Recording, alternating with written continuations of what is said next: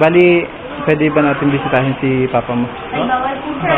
Ay, bawal. Bawal po pumasok. Hindi nga po namin nakikita. Hindi ka man Ay, hindi nyo nakikita? Hello mga idol, magandang hapon sa inyong lahat. Isang mabilisang video lang to na iahatid ko sa inyo kasi nalulungkot ako sa nangyayari dahil yung isang kapwa Lala Move rider namin na trending ngayon na namatay o yumao na yung buhay niya dahil sa kanyang pagkamatay na ang sabi sa ibang post ay nabangungot. Ako nalulungkot lang ako ng sobra kasi ako madalas kong nararanasan yung pagbabiyahe ng higit sa 12 oras. Ibig sabihin kasi noon sobra na sa limitasyon ng kakayahan ng katawan natin yung pagtrabaho natin o pagbabiyahe. So ayun, sa pag-research ko ng ilang oras simula kaninang umaga sa pagising ko, bali nag-research ako taga Pasig yung namatayan at ngayon pupuntahan ko siya kasi naaawa ako ng sobra sa kanya. Tapos siguro sobrang hirap ng buhay, kahahabol ng kita, talagang humahabol siya sa kanyang biyahe para matustusan yung kanyang panggastos. Kaya naman ngayon re-respondihan ko siya. Maghahatid ako sa kanya ng tulong sa pamilya niya para makatulong naman kahit papano. Hindi naman ganun kalaki. Oo, may sariling pangangailangan ako, may sariling pangangailangan din ng pamilya ko, pero yung itutulong ko sa kanya bukal lang sa aking kalooban. Dahil sumahod naman ako ng aking unang sahod sa aking pagbablog, gusto kong ibalik ito. Ito talaga yung mission ko kung bakit ako nag-vlog simula nung na-scam ako. So ngayon, pupunta ako sa Pasig. Tara, samahan niyo ako. Hello, what's up mga idol? Bali, papunta tayo ngayon sa Pasig. Magmumula tayo sa Novaliches, Quezon City. Bali, time check, alas 4:40 na. Bali, ayun, naligo pa nga tayo imbis na Rico po. Ay, nako. Naligo tayo na imbis na umakyat tayo sa tulay dito. Hindi tayo nakapagkaliwa kasi ang daming baso. Sunod-sunod. Hindi naman pwedeng huminto dyan sa gitna. Bali, napalayo pa nga ako.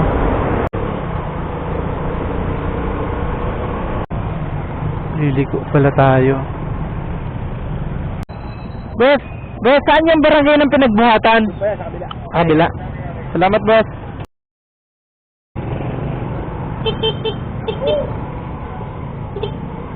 Pops.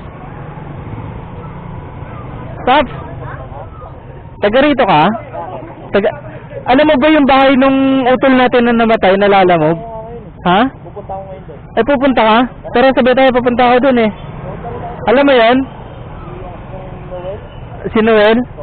Escote? Pupunta ako sa Katlaya kung paano ngayon. Tara. Samahan mo nga ako. Ayos to si Idol. Bali, pupunta rin pala siya dun. Tamo, ito, mas lalong naramdaman ko talaga yung pagpapahalaga ng bawat isa na kapwa naming Lala Move rider. Kasi ito mismo, nakasabay ko lang, binusinahan ko. Nagtanong ako at dun din pala siya papunta. Tol, wait lang tol. Pwedeng malaman kaninong post yan?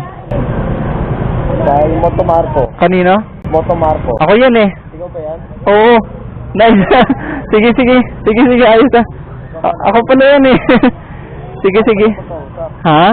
Kain ba lang matao? Oo, buti nga at nagkatagpo oras natin. Sana try natin sa dulo. Malaki pa ba to? Ano ba pangalan mo? Baka natanungan din kita. Ay, ikaw ba yan? Asan? Ay, ikaw ba yan? Ay, oo nga. Oo, ako yan eh. Ayan na, hello, sir. Sir, nandito kami ni Melvin, yung isang utol din natin na Lala Move rider. Nasa Katlaya compound kami dito sa Pasig, kararating lang namin.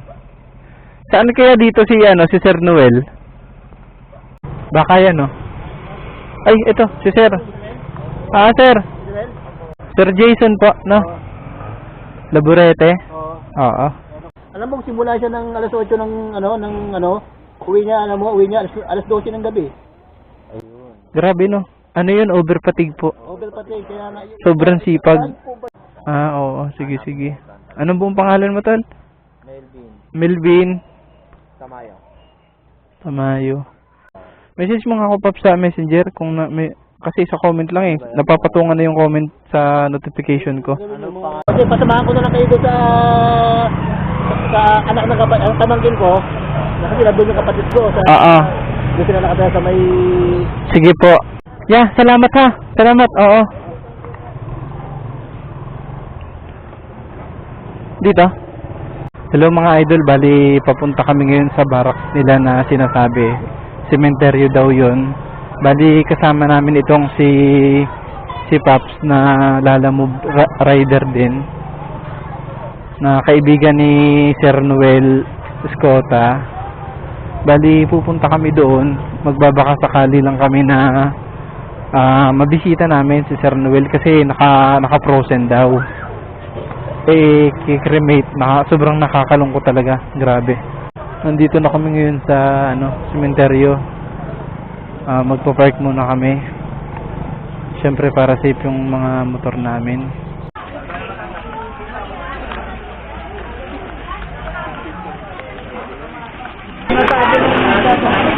Bali, nandito kami ngayon sa cementerio papunta doon sa kung saan si Sir Noel nakalagay.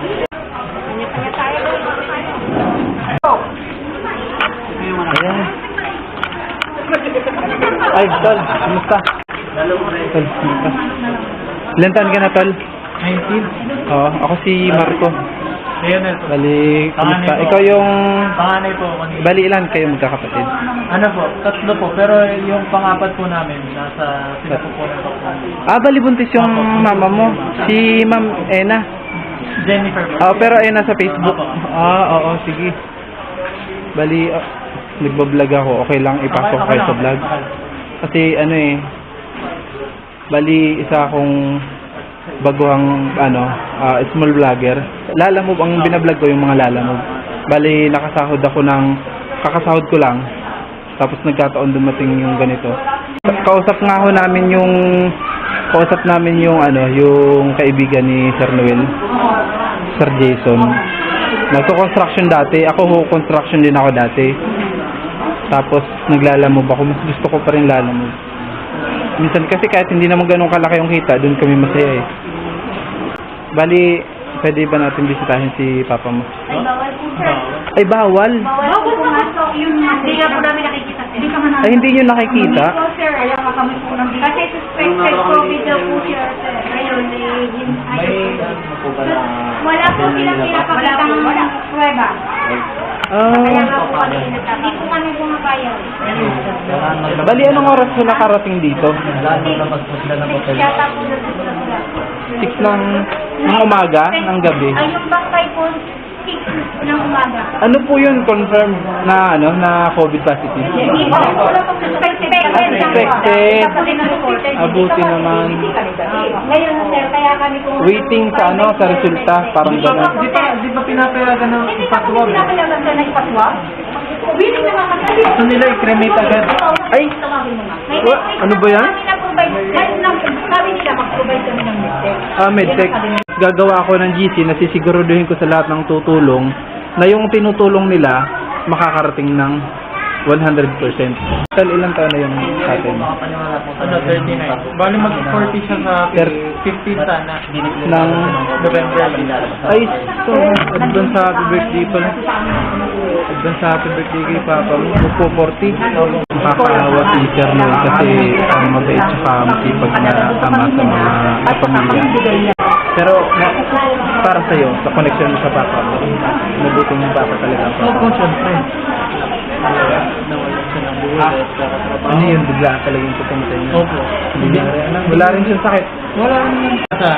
Frontliner din kasi exposed talaga. Pero Alam vaccinated namin. siya. Opo. Fully vaccinated. Fully vaccinated. Pati may booster din. May booster din. Si... Hello, Tol. Kumusta? Bali, tulungan natin kasi nakakaawa naman tapos malaki rin yung babayaran. Malaki babayaran sa kanya. Oo.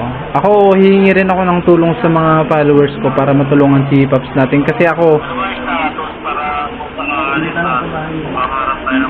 waiting pa kami ng update para sa pero yung gastusin, tuloy yun kasi mapa negative or positive, i-cremate man o hindi, yung gastusin nila, tuloy yun. Kaya, ano man mangyari yung tulong tuloy talaga. So yung ibang mga minor updates na lang yung hinihintay natin sa anak ni Sir Noel na si Sir Lionel.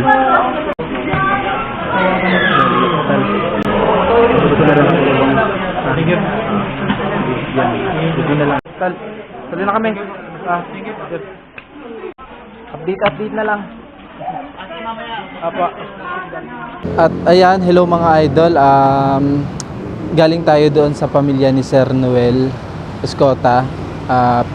Nakasagap tayo ng mga balita at saka ng mga informasyon. Isang nakakalungkot na update sa inyo kasi yung katawan ni Sir Noel ay nakakalungkot sabihin dahil ang protocol ng crematory ay i-cremate daw si Sir Noel kasi lahat daw ng frontliner na namamatay lalo kapag ka on duty ay kinukonsider daw as COVID positive o kaya na COVID carrier.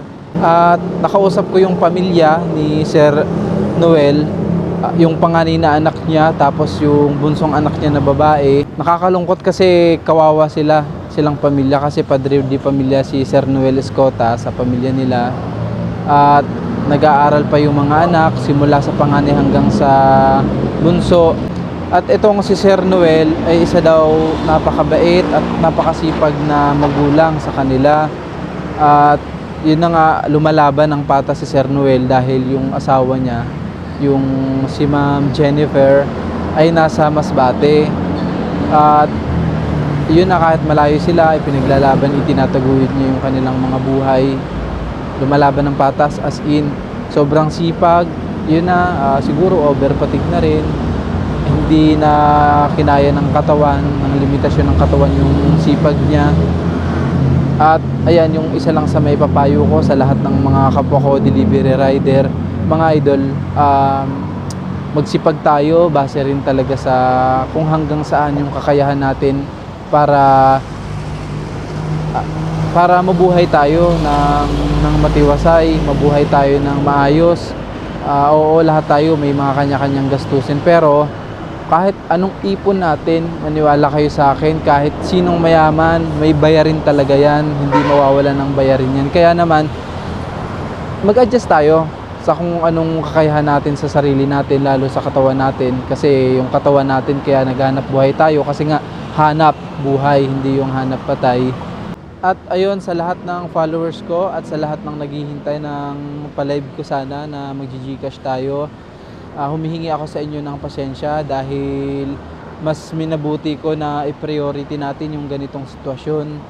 Sila talaga yung kailangan ng tulong kasi wala namang kahit sino na namamatayan na hindi nangangailangan ng tulong. So sa magtatanong bakit napaka concern ko sa issue na to, kasi mga idol, nakita ko sa post kanina pagising ko ay si Sir Noel namatay nang nakahiga sa motor. Ako kasi, ranas ko yan kapag ako napapagod sa biyahe, natutulog ako sa motor. So kung ano yung posisyon niya kanina, yun din yung nagiging posisyon ko. Kaya talagang nakikita ko yung sarili ko sa kanya at ramdam ko kung ano yung pagod.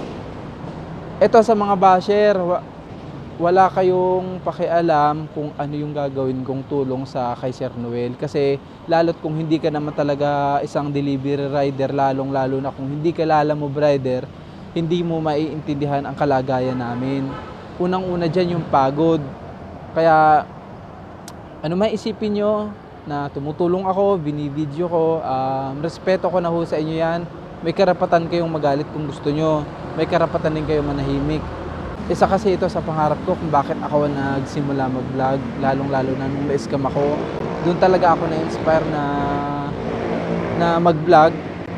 Doon talaga ako na-inspire na magsimula ng vlog para matupad ko yung kung ano yung simpleng mission ko. So kung ano man yung simpleng bagay na itulong ko, simpleng bagay yon, pero para sa mga taong nangangailangan ay malaking tulong yun sa kanila.